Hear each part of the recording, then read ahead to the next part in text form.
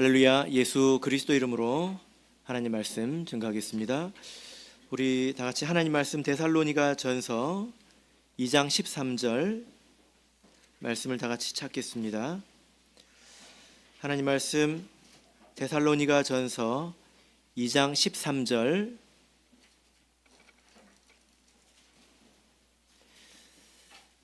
말씀을 우리 같이 읽겠습니다. 13절 시작. 이러므로 우리가 하나님께 쉬지 않고 감사함은 너희가 우리에게 들은 바 하나님의 말씀을 받을 때에 사람의 말로 아니하고 하나님의 말씀으로 받음이니 진실로 그러하다. 이 말씀이 또한 너희 믿는 자 속에서 역사하느니라. 아멘. 네, 오늘 이 시간은 말씀의 은혜가 넘치는 교회라는 제목으로 하나님 말씀 전하도록 하겠습니다. 일반적으로 어떤 일을 할 때 우리가 목표를 세우고 일을 합니다. 그래서 언제까지 어떤 일을 해보겠다 이런 목표를 세우고 하죠. 우리가 교회를 운영해 나갈 때도 이렇게 목표를 세우고 그 방향을 향해서 힘을 써 나갑니다. 운전을 할 때 우리가 직진을 하더라도 항상 이렇게 핸들을 이렇게 미세 조정하지 않습니까? 그런 것처럼 우리가 목표도 수정해 가면서 하나님께서 우리에게 주신 사명을 이루기 위해서 우리가 계속 노력을 하지요. 우리 총회적으로도 이런 목표가 있는 것을 여러분 아십니까? 혹시 들어보신 적 있으십니까? 예전에 얼마 전에 우리 총회에서 이렇게 목회자들에게 이것을 목표로 우리가 기도하고 노력하자 이렇게 내려온 게 있는데요. 안식일 평균 출석 인원 2,000명, 지금 한 1,800명이 넘습니다. 예. 그 다음에 매년 수세자 100명, 이 목표를 향해서 우리가 열심히 노력하자 이렇게 이야기를 나눈 적이 있습니다. 이것을 위해서 우리가 열심히 노력해야 되겠죠? 예. 전국 참예수 교회가 100명이 세례를 받으려면 강남교회는 몇 명을 받아야 될까요? 네, 우리가 생각해 볼 수 있습니다. 그런데 우리가 좀 이렇게 조심해야 될 것은 우리가 그 복음이 널리 전파되고 또 교회가 성장하는 것이 중요하고 또 합당한 일이지만, 그런데 이 외적인 성과를 너무 중심에 놓게 되면 우리가 생각지 못하는 여러 가지 병폐도 생기게 마련입니다. 정말로 중요한 것은 내적으로 우리가 어떤 성도가 되는가, 또 우리 교회가 어떤 교회가 되는가, 이것이 정말 중요한 것 아니겠습니까? 그래서 우리가 이런 그 외적인 목표뿐만이 아니라 내적인 우리 신앙생활의 목표도 세울 수가 있습니다. 제가 이제 강남교회 부임해서 강남교회에 이런 신앙 목표가 있었는지 신도의 대회 자료를 살펴보니까 있더라고요. 그래서 보니까 첫 번째 예배 공동체, 두 번째 훈련 공동체, 선교 공동체, 봉사 공동체, 교제 공동체, 이런 신앙의 목표, 우리가 이런 교회가 되어가자, 이런 목표가 있는 것을 제가 보았습니다. 아마도 이 내용은 사도행전 2장에 있는 그 초대교회 모습을 이제 우리가 본따서 목표로 잡은 것 아닐까 이렇게 생각이 되는데요. 우리 강남교회뿐만이 아니라 다른 여러 교회에서도 이런 신앙생활의 목표를 잡아서 신앙생활을 해 나가고 있는 곳이 많이 있습니다. 사실 따지고 보면 내용은 동일한데요, 그 표현이 조금 다르기도 합니다. 그래서 여러분들께서 아마 들어보신 적이 있으실 텐데요. 여러분 오늘 설교 제목을 들어보신 적이 있으시죠? 예, 말씀의 은혜가 넘치는 교회. 아마도 이것을 1년 목표로 신앙생활 하신 적이 있으실 겁니다.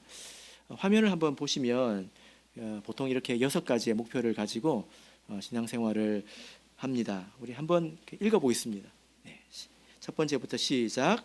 말씀의 은혜가 넘치는 교회, 기도의 능력이 충만한 교회, 찬양의 기쁨이 샘솟는 교회, 사랑의 교제가 뜨거운 교회, 섬김의 봉사가 풍성한 교회, 전도의 사명을 다하는 교회. 예. 들어보셨죠? 네. 이것은 사도행전 2장에 있는 사도교회의 온전한 그 모습 가운데서 우리가 본받아야 될 그 신앙의 모습을 가져온 것입니다. 이런 신앙의 그 목표, 신앙 목표는 시간이 간다고 해서 바뀌는 게 아니지요. 그리고 우리가 이루었다고 해서 다 이룬 것도 또 아니지 않습니까? 그죠? 그래서 우리가 또 부족하다고 해서 그럼 다른 걸로 하자, 바꿀 수 있는 것도 아닙니다. 이것은 우리가 더욱더 깊어지도록, 더욱더 새로워지도록 계속 노력해야 되는 거죠.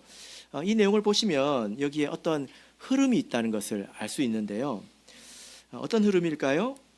1번, 2번은 우리 자신을 이렇게 채우는 것입니다. 우리의 마음을 말씀과 기도로 채워야 된다는 것입니다. 3번, 4번은 어떤 것일까요? 그래서 우리가 신앙 가운데서 기쁨을 누리자는 거예요. 우리 신앙 가운데서 누린 기쁨이 무엇입니까? 하나님과 교제하는 것이고 우리 성도와 교제하는 것입니다. 그렇게 할 때에 우리가 나눌 수 있다는 것입니다. 우리가 가진 것을 나눌 수 있다는 거죠. 무엇을 나눌 수 있을까요? 외적으로는 복음을 나눌 수 있고 내적으로는 우리가 사랑의 봉사를 나눌 수 있습니다. 우리가 봉사를 하고 전도를 할 때 이게 마른 걸로 이렇게 쥐어짜듯이 억지로 하는 게 아니거든요. 그렇게 하는 것이 아닙니다. 숙제하듯이 n분의 1로 내 몫을 꼭 해야 되는 것처럼 그런 마음으로 하는 것이 아닙니다. 말씀과 기도로 우리의 심령이 채워지면 우리가 비로소 누리게 되는 게 있습니다. 찬양과 우리 성도와의 교제를 더욱더 깊이 누리게 되고 그것이 정말 기쁩니다. 그것이 정말 기쁘면 이게 흘러 넘치게 돼 있어요. 여러분 맛있는 맛집에 가면 전하고 싶잖아요. 그런 경험 다 있으실걸요? 서울에 맛집이 많은 걸 제가 다 알고 왔습니다. 요즘에 성수동에 맛집이 많다고 제가 소개를 받았는데요. 만나보네요. 여러분 웃으시는 거 보니까. 그런 것처럼 우리가 흘러 넘치면 전하게 되어 있습니다. 전하는 것이 힘들지 않습니다. 그리고 우리가 봉사하는 것도 기쁘다 이 말이지요. 이 모든 것의 기초가 되는 것은 우리가 말씀과 기도로 우리 자신을 채우는 것입니다. 이것이 시작입니다. 우리가 말씀과 기도라고 생각하면 우리가 늘상 하는 거지 않습니까? 항상 하는 거잖아요. 그죠? 그런데 이것을 할 때 우리 심령이 채워지도록 하자는 것입니다. 이 말을 생각해 보면 우리가 이미 다 알고 있습니다. 우리가 성경을 읽고 설교를 듣고 기도를 해도 내 마음이 안 채워질 수도 있다는 거 아시죠? 그죠? 잘해야 돼요. 앉아있다고 듣는다고 기도한다고 해서 다 채워지는 것 아니거든요. 그래서 채워지도록 우리가 해보자라는 것입니다. 그래서 제가 처음에 말씀의 은혜가 넘치는 교회, 말씀의 은혜를 누릴 줄 아는 성도들이 모여야 그런 교회가 되겠죠. 이 표현을 들었을 때 제가 재밌는 생각을 했습니다. 이 현수막 뒤에 걸렸을 텐데요. 여러분 이거 보시면서 어떤 생각하셨습니까? 말씀의 은혜가 넘치는 교회 할 때 저는 어떤 생각이 들었냐면 아니 저거는 목자님이 열심히 해야 되는 거 아닌가? 그런 생각을 했거든요. 이해를 못 하신 건지 표정을 숨기고 계신 건지 제가 좀 당황스러운데요. 아니 목자님이 설교를 은혜롭게 하면 말씀의 은혜가 넘치는 교회가 되는 것이고 아니 목자님이 맨날 졸리게 설교를 하면서 말씀의 은혜가 넘치는 교회가 되게 하자 하면 좀 이상하잖아요. 지금 몇 분이 좀 공감을 하시는 것 같습니다. 감사합니다. 그런데 제가 신앙생활을 해오면서 알게 된 것은 이게 꼭 그렇지만은 않다는 것입니다. 말씀을 전하는 자의 목도 크죠. 중요합니다. 그래서 저도 열심히 노력을 하려고 합니다. 그런데 듣는 사람의 역할, 목도 굉장히 큰 것 같아요. 그들의 믿음도 굉장히 중요하다는 것입니다. 왜냐하면 같은 말씀을 전해도 어떤 사람은 기쁘고 즐겁게 듣지만 어떤 사람은 또 졸리지 않습니까? 어떤 성도는 그 똑같은 시간에 그 말씀을 통해서 하나님의 음성을 듣고 또 자기 기도에 응답을 받고 자기 삶의 해답을 얻고 그래서 말씀이 정말 살아있구나 이것을 느끼는데 왜 어떤 성도는 졸리느냐라는 것입니다. 그래서 말씀에 귀가 열린 성도가 있고요. 아직 열리지 않은 성도가 있는 것 같습니다. 그냥 이치로 듣는 성도가 있고 그리고 정말 살아계신 하나님 말씀으로 듣는 사람이 있다는 것입니다. 여기에 차이가 있는 것 같아요. 예수님께서 설교하셨을 때도 마찬가지입니다. 제가 설교자가 중요하다고 생각하지만 제가 예수님을 보면서 위로를 받습니다. 왜냐하면 예수님이 설교를 했는데요, 좋은 사람도 있고요 싫어하는 사람도 있었거든요. 그래서 제가 위로를 좀 받습니다. 예수님이 와도 그렇다, 이렇게 저는 생각을 합니다. 만약에 우리 교회에 이 말씀에 귀가 열린 성도가 많아진다면, 말씀을 통해서 하나님의 음성을 들을 줄 안다면, 그리고 성경을 통해서 하나님의 이치를 깨닫는다면, 그런 교회가 성도들이 더 많아진다면 우리 교회는 말씀의 은혜가 넘치는 교회다라고 이제 말할 수 있게 될 것입니다. 제가 이제 와서 여러분들 마음이 어떤지 제가 잘 모르겠는데요, 우리 교회는 말씀의 은혜가 넘치는 교회이죠? 예, 그렇게 한번 스스로 점검해 볼 수 있을 것 같습니다. 자, 오늘 본문 말씀을 보시면요, 아주 말씀의 은혜가 넘치는 교회가 있습니다. 바로 데살로니가 교회인데요. 자, 우리 데살로니가 전서 1장 6절에서 8절을 보겠습니다. 데살로니가 전서 1장 6절에서 8절 말씀을 같이 읽겠습니다. 시작. 또 너희는 많은 환난 가운데서 성령의 기쁨으로 도를 받아 우리와 주를 본받은 자가 되었으니, 그러므로 너희가 마게도냐와 아가야 모 믿는 자의 본이 되었는지라. 주의 말씀이 너희에게로부터 마게도냐와 아가야에만 들릴 뿐 아니라 하나님을 향하는 너희 믿음의 소문이 각 처에 퍼진 고로 우리는 아무 말도 할 것이 없노라. 네, 데살로니가 교회는 전혀 문제가 없는 교회는 아니지만 바울 사도를 참 기쁘게 했던 그런 교회입니다. 참 힘이 있는, 또 역경도 극복할 줄 아는 그런 교회였는데요, 그 모든 그 힘의 근원은 바로 이렇게 말씀을 듣는 데 있었다는 것을 우리가 알 수 있습니다. 자, 그러면 이 데살로니가 교회는 어떻게 이런 교회가 되었는지 우리가 오늘 이 시간 같이 배우면 좋겠습니다. 자, 우리 사도행전 17장 2절을 보겠습니다. 사도행전 17장 2절입니다. 사도행전 17장 2절 같이 읽겠습니다. 시작. 바울이 자기의 규례대로 저희에게로 들어가서 새 안식일에 성경을 가지고 강론하며. 네. 자, 바울 사도가 데살로니가에 머물렀던 기간은 새 안식일입니다. 3주였다는 것입니다. 3주 동안 매일 만나는 것은 아니었겠죠, 그죠? 그래서 안식일을 중심으로 만났을 것이기 때문에 데살로니가에 사는 사람들의 인생 가운데 말씀을 들을 수 있는 기회가 다 3번 왔다는 것입니다. 새 안식일에 왔다는 거죠. 그리고 그 교회는 그 기회를 잘 잡았다는 것입니다. 데살로니가 교회가 힘이 있는 교회가 된 데는 말씀이 근본인데 그 말씀을 잘 붙들었다는 거예요. 기회를 잘 잡았다는 것입니다. 성경을 보면 이렇게 기회를 잘 잡은 사람들이 나오거든요.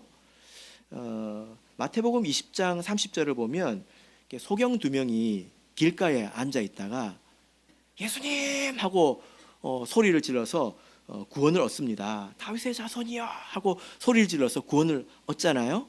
이 이야기를 보면 당연한 이야기인 것 같은데요, 사실 우리가 그 내용을 앞뒤로 쭉 보면 예수님이 그 길을 몇 번 갔을까?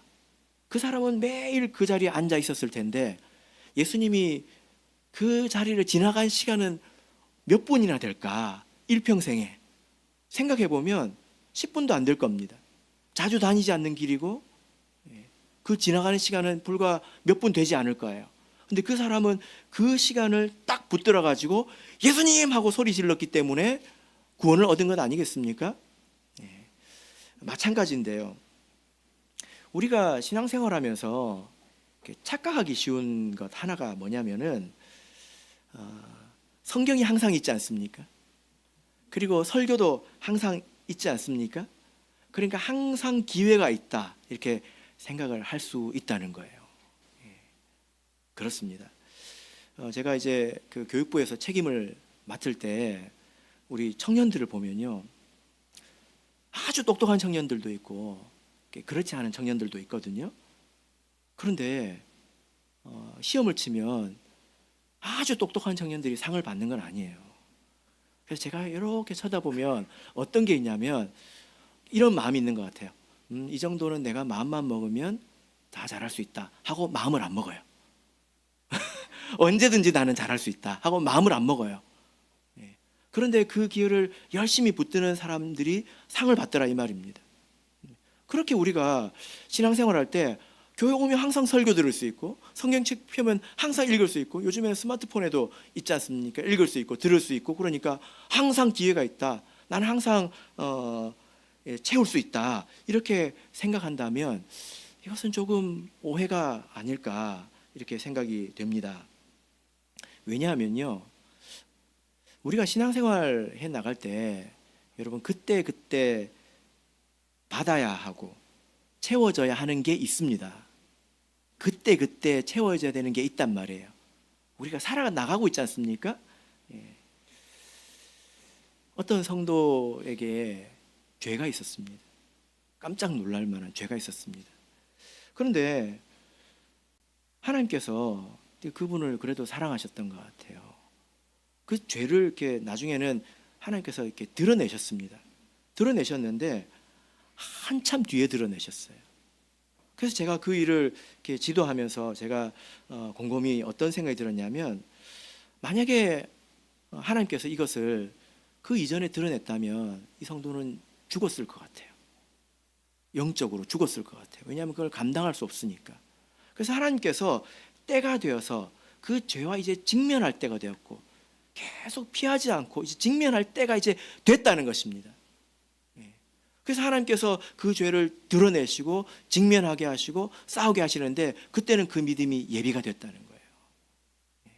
그래서 우리가 신앙생활을 해 나갈 때 그때 해야 될 일이 있고 그때 성장해야 될 것이 있고 또 회개해야 될 것이 있다 이 말입니다. 그런데 그런 하나님의 때와 하나님께서 주시는 것들을 기회를 다 놓치고 나는 언제든지 할 수 있어, 얼마든지 할 수 있어, 이런 생각 가지고 우리가 신앙생활에 나간다면 여러분 시간이 지나서 속죄가 많이 밀리지 않을까요? 너무 그러면 그때 힘들지 않을까요? 그래서 우리가 그때 주시는 말씀을 받고 이 기회를 잘 잡는 교회가 성도가 되어야 된다는 것입니다. 말씀의 은혜를 누릴 줄 안다는 것은 그때 받는다는 것을 말합니다. 우리가 기회를 놓치지 않도록 정말 조심해야 될 텐데요. 제가 이런 경우도 있었습니다. 어떤 그 형제님이 제가 부임을 하니까 40년 동안 성령을 못 받으셨더라고요. 40년 동안. 그래서 제가 참 마음이 안타까웠습니다. 사실 그분이 아주 신앙생활을 열심히 한 건 아니었기 때문에 또 한편으로는 이해도 됐습니다. 근데 이분이 이제 점점 이제 믿음이 좀 생기고 교회도 잘 나오시고 어느 영혼에 아주 마음이 열리고 말씀도 열심히 듣고 성령의 감동도 있었습니다. 그래서 제 생각에 점심 먹고 오후 예배 때는 성령을 받겠다고 저는 생각을 했어요. 뭐 이제 제가 하나님은 아니니까 장담은 못하겠지만 그런 생각이 들었습니다. 근데 나중에 오후 예배 때 안수기도 시간에 보니까 안 보이는 거예요. 그래서 깜짝 놀랐습니다. 도대체 어디 갔지? 하고 나중에 수소문을 해보니까 점심시간 때 아는 동생한테 전화가 왔어요. 형님 지금 낚시해가지고 물고기를 잡아놨으니까 빨리 가져가라고 전화가 왔어요. 그 전화를 받고 가버린 거예요. 한 10년 지났거든요. 아직까지 성령 받으셨다는 소식을 못 듣고 있습니다. 뭐 이것은 좀 극단적인 예이지만 우리가 이렇게 오는 것이 한 번 한 번의 기회이다. 그때 우리가 받아야 되는 것이다. 이것을 우리가 알고 놓치지 말아야 된다라는 것입니다. 제가 그래서 참으로 이렇게 안타까울 때가 있는데요. 어떤 때냐면 그 기회를 놓칠 때이겠죠. 우리가 열심히 하나님께 기도하지 않습니까? 하나님 뭐 응답해 주세요, 가르쳐 주세요 하고 열심히 기도하지 않겠습니까? 그래서 하나님께서 말씀으로 응답해 주시는데 그때 결석하는 거예요. 기도 열심히 했는데 하나님께서 답을 주시는데 그때 결석한다는 것입니다. 또 하나님께서 이제 내가 회개할 때가 되어서, 내가 이제 직면할 때가 되고 벗어날 때가 되어서 하나님께서 말씀하시는데 그때 결석하는 것입니다. 기회를 놓쳐버리는 거 아니겠습니까? 그럼 어떻게 될까요? 숙제가 밀리게 되겠죠. 저 역시도 한 명의 성도로서 저도 이제 말씀의 은혜를 받고 저도 말씀을 듣는 것을 이렇게 좋아하는데요. 여러분들처럼 저도 곤혹스러운 일을 겪을 때가 있고 그때 하나님께 은혜를 구하기도 합니다. 그리고 어떻게 해야 될지 지혜를 구할 때가 있습니다. 근데 한 번은 제가 놀란 적이 있었는데 그 언제였냐면 제가 어떤 문제를 가지고 기도할 때 나중에 보니까 제 예배 노트에 그게 기록이 되어 있더라고요. 제가 열심히 기록을 해놓고 잊어버렸는데 나중에 하나님의 뜻을 찾기 위해서 막 성경도 찾고 또 예배 노트도 뒤져보고 할 것 아닙니까? 그렇게 하는데 거기 적혀 있더라고요. 그래서 제가 깜짝 놀랐습니다. 그래서 뭐 이건 이제 긴 이야기지만 결론만 말씀드리는 건데요. 하나님은 때로는 우리가 심지어 문제를 겪기 전에도 답을 미리 주기도 하신다는 것입니다. 그래서 저에게는 이런 믿음이 있거든요. 하나님께서 우리에게 주시는 것은 쓸모없는 게 없다는 거예요. 우리 인생에, 우리 삶에 쓸모없는 게 없다는 것입니다. 그래서 다 받아야 된다고 저는 믿습니다. 만약에 제가 그때 그걸 잘 필기해 놓지 않았다면 제가 훨씬 더 오래 고생을 했겠죠. 고통을 받게 되었을 것입니다. 그러므로 우리 사랑하는 성도 여러분, 이 말씀의 은혜를, 말씀의 기회를 놓치지 않는 그런 성도가 되시기를 바랍니다. 데살로니가 교회는 3번의 기회를 잘 붙들어서 정말 성장하지 않았습니까? 우리 성도님들 가운데서는 이런 마음으로, 이렇게 붙들고자 하는 마음으로 예배를 드리시는 분이 이제 많이 있을 거라고 저는 생각을 합니다. 제가 오래전에 들었던 이야기인데요. 제가 어떤 그 영국 집사님을 만난 적이 있었습니다. 그분이 옛날 이야기를 해주시는데 영국에는 그 홍콩 이민자들이 많지 않습니까? 그 이민자들이 초창기에 여기저기 뿔뿔이 흩어져서 신앙생활을 아주 하기 힘들 때 교회에 이런 풍경이 있었대요. 뭐냐면은 이제 목사님이 설교를 할 때가 되면 사람들이 우르르 앞으로 나온대요. 근데 휴대폰을 가지고 나온다고 합니다. 그때는 스마트폰도 없었을 때인데요. 그러면 뭐 하는 거냐? 전화를 이렇게 걸어가지고 휴대폰을 여기 앞에 쭉 이렇게 놔둔다는 거예요. 왜 그럴까요? 저기 멀리 있어서 말씀을 들으러 오지 못하는 성도들이 통화를 통해서 그렇게 듣는 것입니다. 설교를. 그렇게 붙들고 있다는 것입니다. 간절함이 있으니까 그때도 방법이 있지 않습니까? 그렇게 붙드는 성도들이 하나님의 은혜를 받게 되고, 그리고 하나님께서 정말로 나에게 은혜를 주시는구나, 말씀하시는구나, 이것을 깨닫고 신앙생활을 하게 된다는 것입니다. 이거는 자기가 잡는 거죠. 그죠?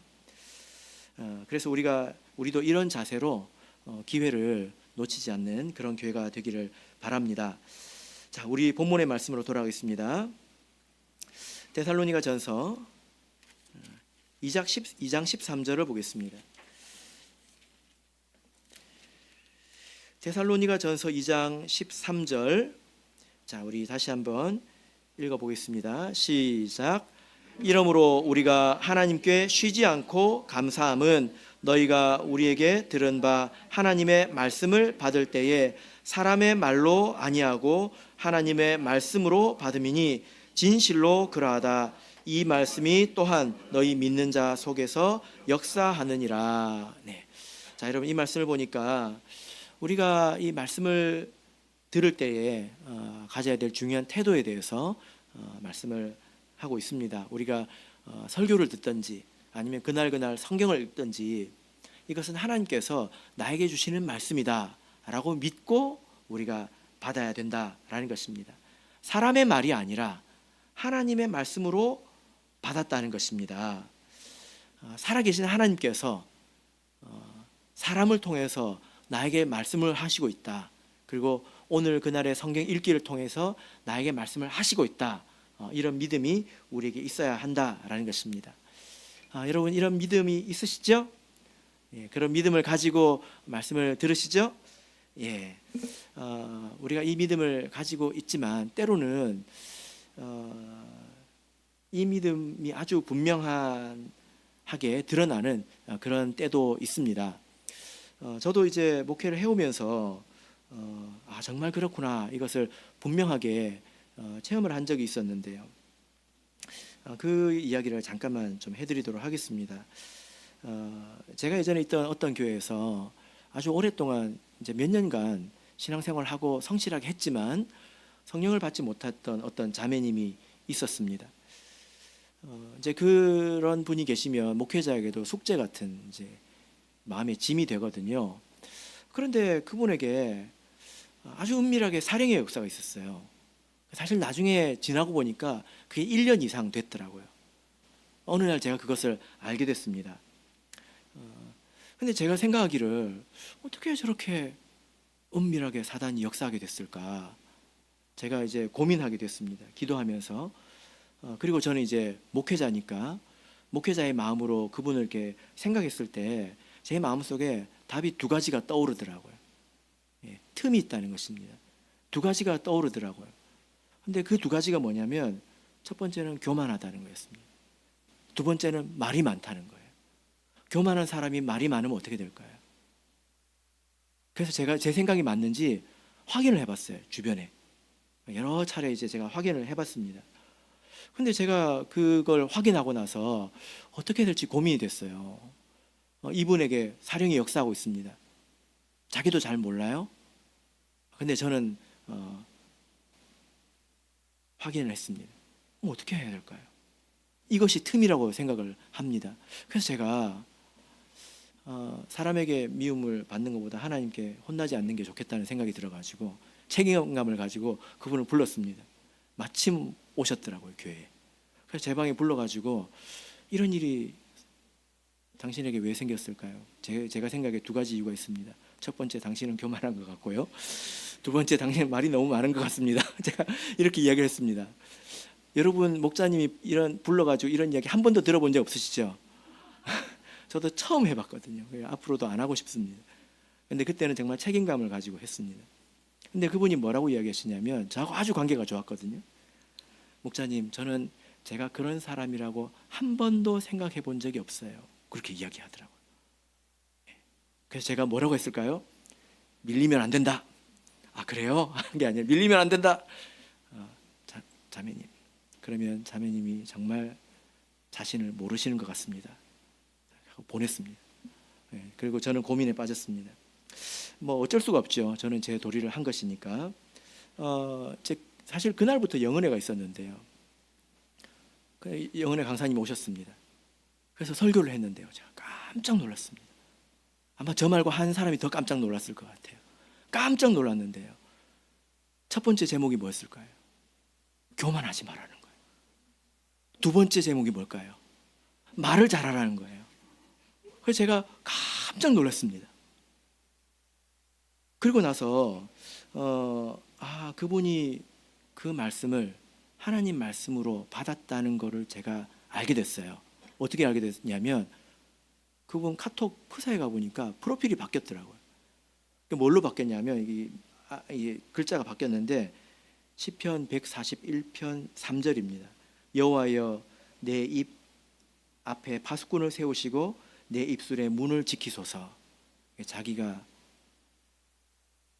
그러다는 걸 이제 받아들인 거예요. 그리고 그 말씀을 일반적인 말씀이 아니라 하나님이 나에게 주시는 말씀으로 받아들인 것입니다. 그리고 오전 예배 기도하는데요. 사랑의 역사가 떠나갔습니다. 그래서 제가 또 깜짝 놀랐습니다. 그래서 제가 확실하게 느낀 것은 뭐냐면은 이렇게 사령의 역사가 있을 때 안수만 한다고 되는 게 아니구나. 본인이 받아들이고 본인이 회개해야 되는구나. 내 믿음만 가지고 되는 게 아니라 그 사람의 믿음도 중요하구나. 이걸 알게 됐습니다. 그리고 하나님께서 정말로 우리에게 말씀하시는구나. 이걸 알게 됐습니다. 우리가 하나님 말씀 들을 때 교만하지 말아야 된다. 말을 잘해야 된다. 일반적으로 맞는 말이죠. 근데 일반적으로 옳은 이치이다. 그렇게 듣는 것과 하나님이 나에게 주시는 말씀이다라고 듣는 것은 다르다는 거예요. 그래서 우리가 그런 일을 통해서 하나님께서 정말 우리에게 말씀하시는구나. 이런 믿음을 가지고 우리가 들어야 한다는 것입니다. 이것이 우리가 신앙생활하면서 반드시 가져야 하는 믿음입니다. 어쩌면 나에게 하나님이 나에게 말씀하신다는 경험 한 번도 못 해볼 수도 있어요. 정말로 그렇구나. 마음에 그런 감동이 느껴본 적이 없을 수도 있습니다. 근데 그렇다 하더라도 이건 믿으셔야 합니다. 하나님은 나에게 말씀하신다. 내가 듣는 귀가 없는 것이지 나에게 말씀하신다. 그건 믿으셔야 된다는 것입니다.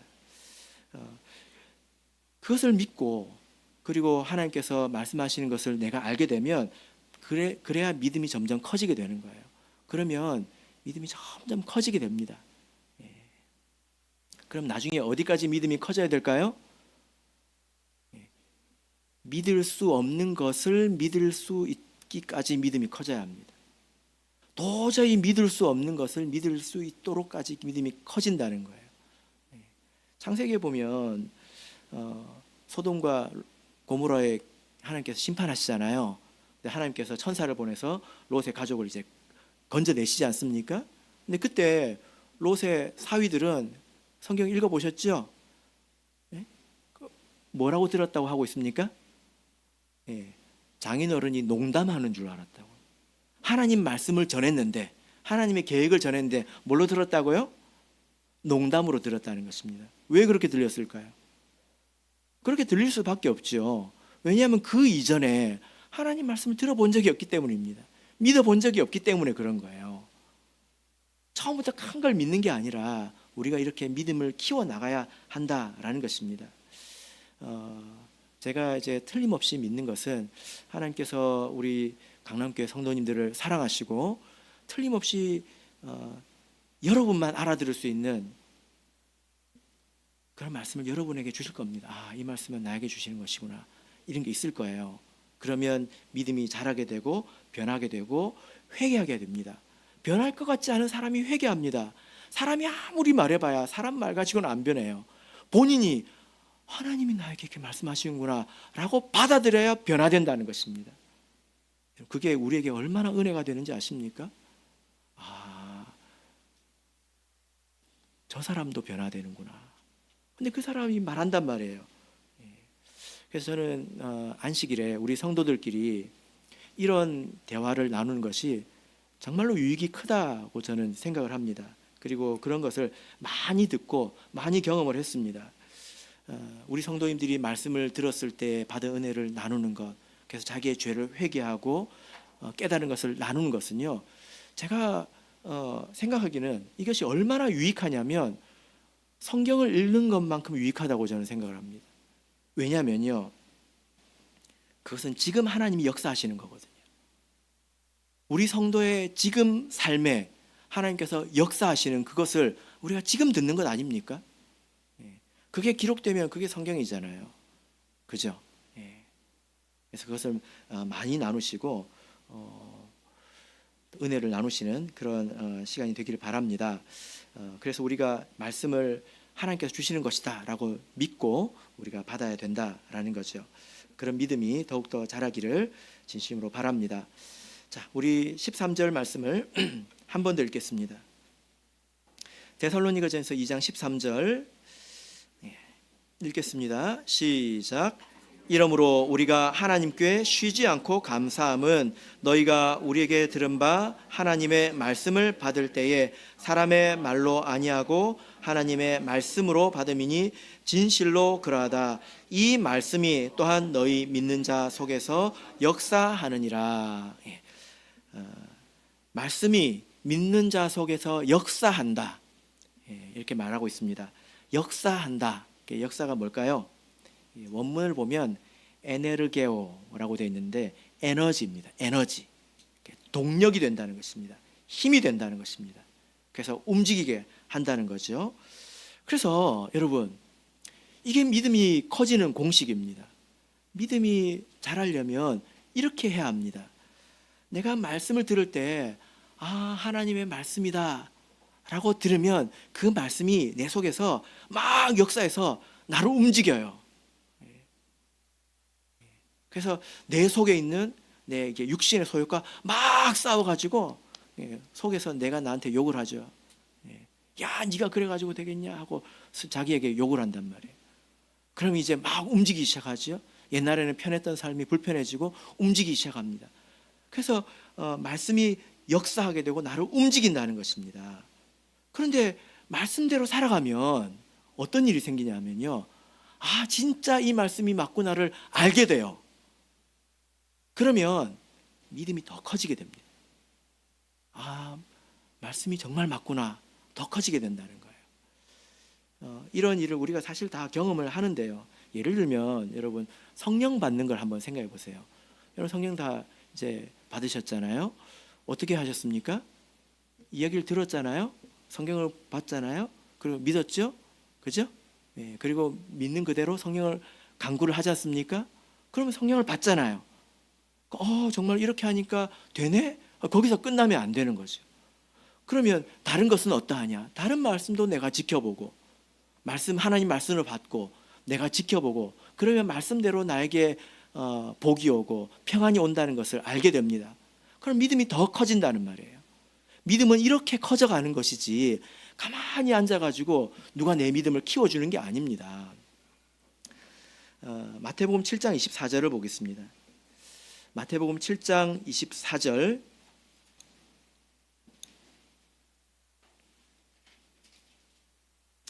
마태복음 7장 24절 읽겠습니다. 시작. 그러므로 누구든지 나의 이 말을 듣고 행하는 자는 그 집을 반석 위에 지은 지혜로운 사람 같으리니. 자, 그래서 행하는 그 사람은 자기 신앙의 집을 반석 위에 지었다, 이렇게 말씀하고 있습니다. 왜냐하면 실천해 본 사람은 그 믿음이 확실하기 때문이에요. 생각만 가지고 그리고 말만 가지고 신앙을 세우면 나중에 그것이 현실이 되었을 때는 무너지게 된다는 것입니다. 그런데 내가 말씀을 지켜보고 그 말씀이 참이라는 것을 경험해 본 사람들은 그 신앙이 흔들리지 않는다는 거예요. 견고해진다는 것입니다. 그래서 작은 것을 믿고 체험하고 또 더 큰 것을 믿게 되고 체험하고, 이런 과정을 통해서 우리 믿음이 성장하고 급기야는 믿을 수 없는 것도 믿게 되는 것입니다. 여러분, 이 세상이 정말로 사라질 것 같아요? 하늘이 종이축처럼 말리고 땅이 떠나갈 것 같습니까? 막연하니까 믿는 것처럼 느껴질 수 있지만, 느껴질 수 있다는 거예요. 정말 그것이 우리 앞에 다가왔을 때 정말 그걸 붙들 수 있겠느냐? 제가 생각엔 그건 큰 믿음입니다. 그래서 우리 믿음을 키워나가야 된다라는 거죠. 말씀의 결론 맺겠습니다.